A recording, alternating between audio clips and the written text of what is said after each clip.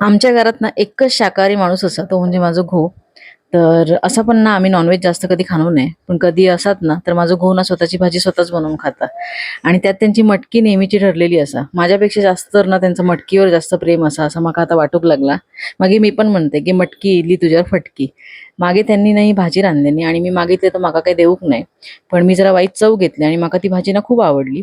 तर म्हटले त्यांना रेसिपी विचारून घेतले आणि मग हे म्हटलं तुमच्यावर आता शेअर करते.